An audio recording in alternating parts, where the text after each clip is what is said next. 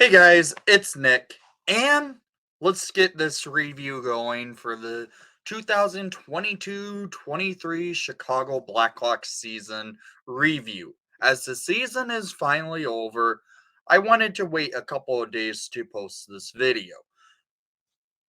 Yes, was it a hard season to watch for watching hockey?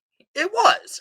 I will frankly start out by saying it was a hard season to watch. We knew going into the season the Blackhawks were not going to be a good team on ice.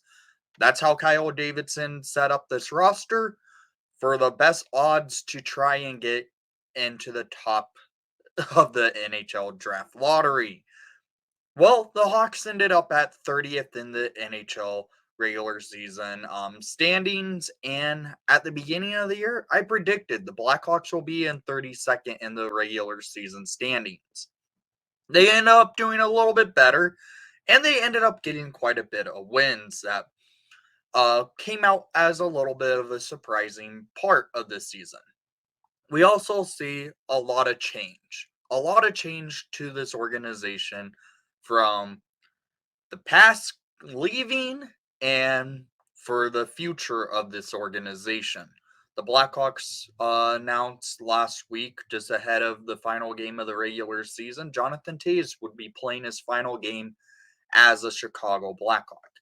Could it be potentially his final game as a in the NHL? There's a chance.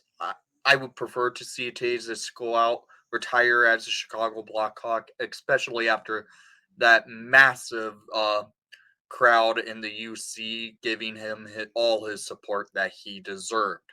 I was in that game for the final game of the season against Philadelphia, and well, the United Center was the loudest it was almost all season. It was louder than the Marian Hossa night. It was the loudest all season. It was almost sad to see because we saw two of the greats leave the are now gone from the organization. The captain, Jonathan Toews, could be retiring or could decide to sign somewhere else as a free agent. And then number 88, Patrick Kane, getting dealt at the trade deadline to the New York Rangers. It's almost sad to know that the Dynasty era Blackhawks are officially gone. There's no one left from that era Blackhawks rosters. From the 2010 roster, from the 2013 roster, or 2015 roster. They're all gone, and it sucks to see. But we will always have those great memories of those rosters from winning the Stanley Cups, having all those banners behind us, and from the lack of means we start seeing the future. And we got to see part of the future come in brightly in this season as well. And that being young rookie number 27, Lukas Reichel. He played the majority of the season last year in Rockford, played a few games up in the Blackhawks organization, but was sent down majority for the Rockford year. And then at the beginning of the year, the Blackhawks sent Reichel down to Rockford and let him develop his game just a little bit more. They called him up for a game here and there, and he looked good. The first game, not so much. He just got called up and barely got any rest that night. Then they called him up for a few game stint, and he looked outstanding. Then sent him back down to Rockford. And then after the trade deadline happened, Reichel was here, and he looked ready to go as the future of your Chicago Blackhawks. That's a bright side going into the future for this organization. We have a great young forward in Lukas Reichel. And then we sent him back down to close out the season in Rockford so they could push for the Calder Cup playoffs. And they did make the playoffs. First game of the playoffs actually happens today, the day I'm recording this video. But This team is going through the flux of change. The organization, from having to deal with losing their greatest players in franchise history, and now going into this full-blown rebuild. But we do have the moment of, we might have our true head coach for the future, for the rebuild and going into contendership. Luke Richardson did a phenomenal job behind the bench for this team. The Blackhawks could have packed it in after the trade deadline and just went on a long losing streak. They had a long losing streak at one point, but they weren't packing it in. The Hawks were playing competitive, and they played competitive each and every night. That is something that we frankly haven't seen in the last couple of years.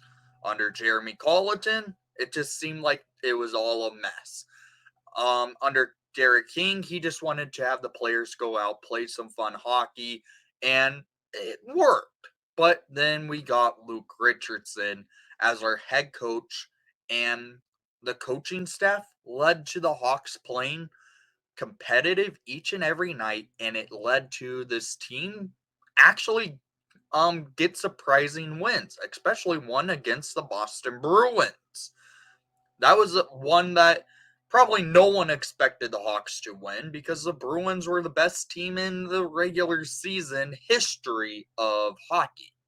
Granted, the 2013 Blackhawks, I would still say, better roster, better team. If the team went 82 games, maybe we'll be an argument of stature between the Bruins from this year and the Blackhawks from 2013.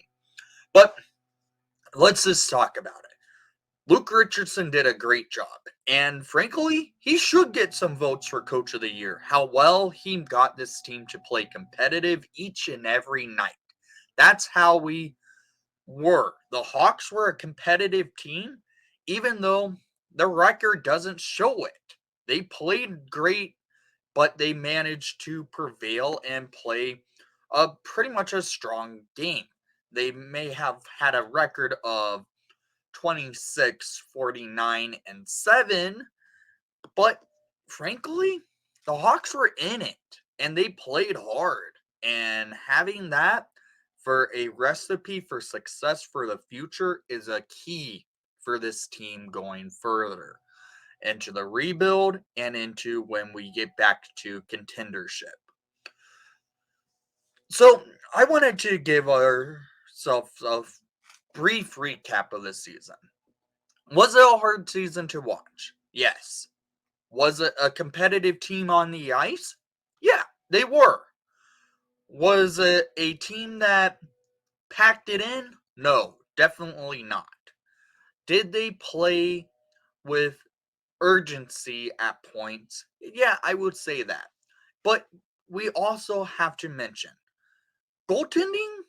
There's a bright future with this team because the Blackhawks recently signed out of college of BU second round draft pick Drew Commesso, who's a bright young goalie for the Blackhawks organization, likely to play in Rockford the majority of next year, if not a couple games here and there in Chicago next season. And then Arvid Soderblom. He may have had a rough start to go with the Hawks, but he frankly played some great hockey in Rockford going down the stretch to help get the Ice Hogs to the playoffs.